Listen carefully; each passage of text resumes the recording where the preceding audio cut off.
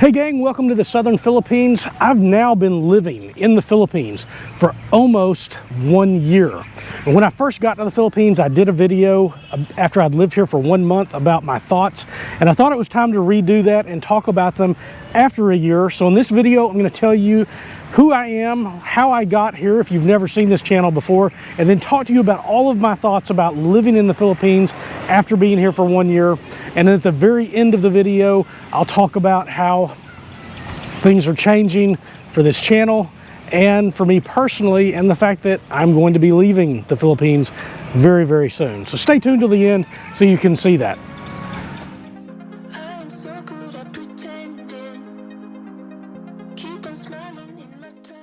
Every time I make a video and I'm out in one of these really green places, people ask me where I'm at.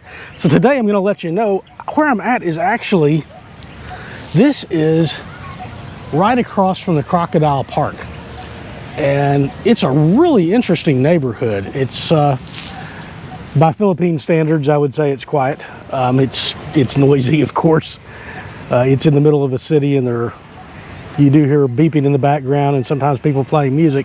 But for the most part, it's pretty quiet. People jogging, people walking.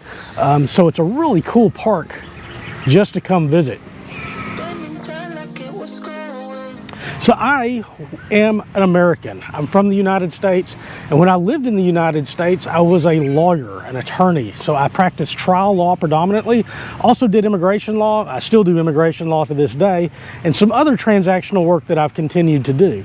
But I was tired of living in the United States. I really, really wanted to travel, and after everything that had happened in the last several years as far as closures and lockdowns and things like that, I was tired of it and wanted to start a new life abroad. So I came up with a way that I could travel the entire world, going to different places, coming here to the Philippines and living, and still be able to make a living and design a lifestyle that was going to fit what I wanted, so I could vacation while I worked rather than sitting at home having to take 2 weeks of vacation a year and basically be not all that happy back in the United States. So almost 2 years ago now, I sold everything that I had. I closed down my practice in the United States and I left. And the first country I went to was Albania, where I spent 3 months. I used that time to travel around the Balkans and Europe. Then I spent another 3 months living in Serbia. Then I flew to Thailand and I lived there for about 5 months. And now I've been in the Philippines for almost a year, where I've set up a home base. And I want to talk now about all of the things that I have discovered and my thoughts about living here after 1 year.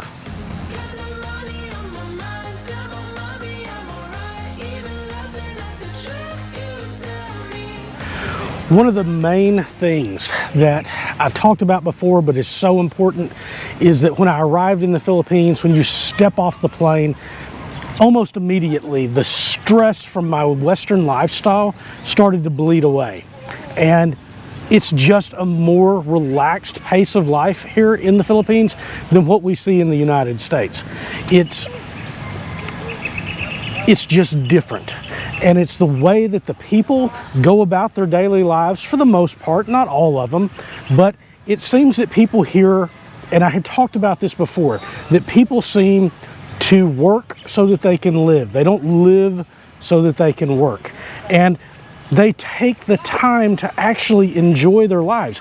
It doesn't matter, even the very, very poor people in this country find a way to make the best of those moments with what they have and celebrate their life together as a family or with their friends, much more so than I saw in the United States, where everybody is fighting the grind all of the time in the United States, in the West, and they're focusing on retiring 40 years from now.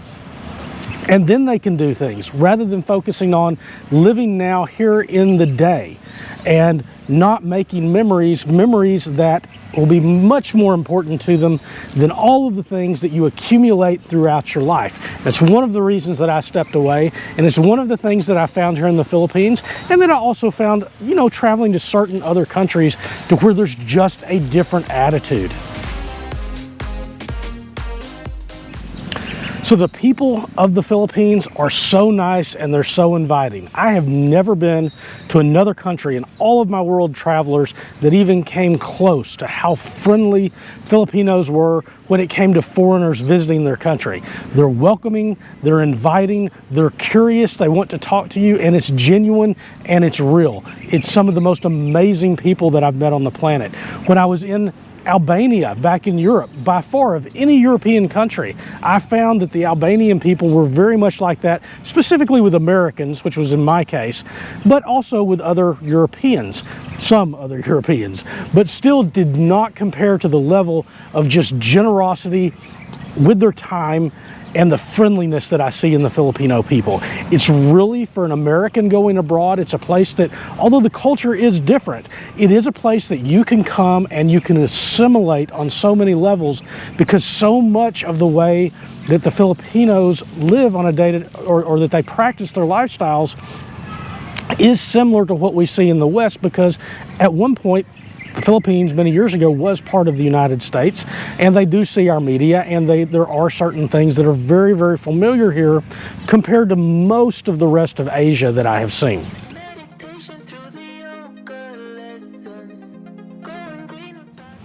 Cost of living is huge. It's one of the reasons that I looked at going abroad to begin with, is because I can get so much more value for my dollar outside of the United States, outside of the West, than I can inside the United States. And the Philippines is no different. Housing, other things are so much more affordable in the Philippines if you're living on a Western currency, such as the US dollar.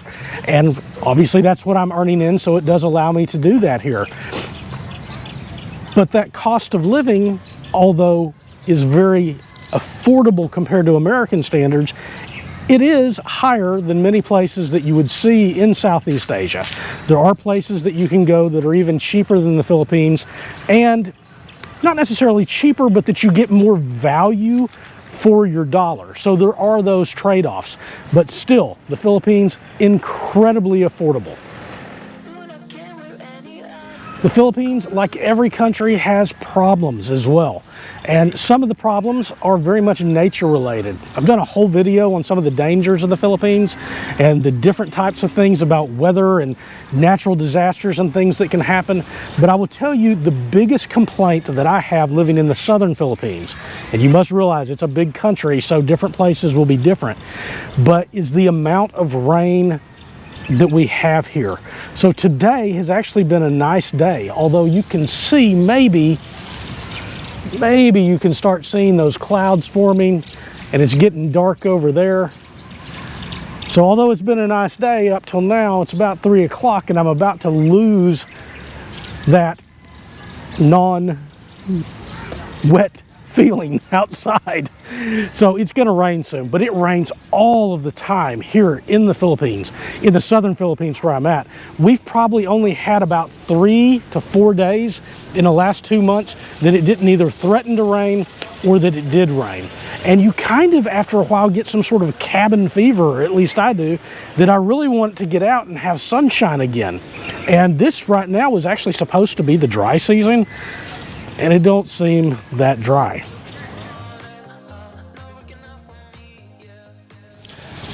My second complaint, or at least bad thing about the Philippines, is, and a lot of people talk about this before, is it's very, very hard, especially if you're in a city or a where there's a large population, is to find peace and quiet.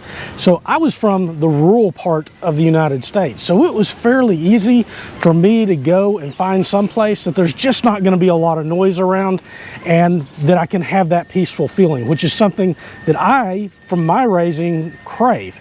Well, that's very, very difficult to find in the Philippines. I've really had to hunt for it, go way out in nature to get it. Occasionally, I've been able to find a beach at night where there just was nobody at, for whatever reason, and have a little bit of that. And this was one of the things that, I'm married to a Filipino. When she first came to the United States, years and years later, she told me about this, but because we were living in a rural area, it was so quiet, and it was like she felt like she needed to have noise, that it wasn't normal, that she needed to play music or something like that to make her feel, I don't know, she said it was spooky, not alone. So it goes both ways with the cultures, that a lot of people from the Philippines, when they go to that environment, they're not used to not having activity and talking and noise. Whereas we in the West, we crave to be able to have that peace and quiet, to get our thoughts, just to relax. And so that's been a huge adaptation on my part. When I first got here, it didn't really faze me or bother me too much, because I've been living in cities in Thailand and in Europe, and there had been more noise compared to the country where I lived. But as time has gone by, that is one thing that I do say that has taken me a lot of patience to adapt to.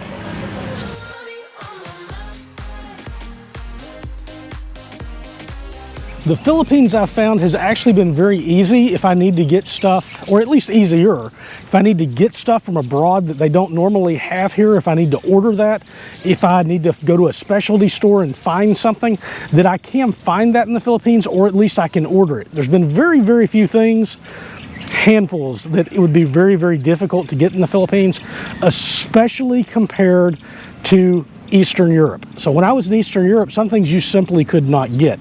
They just weren't going to be available. You couldn't even get deliveries in some of those places, would not deliver to you. Whereas here, I found that with the right amount of money, and you might have to spend more, you still can get those things. So those things are accessible if they're necessary and if you absolutely need them.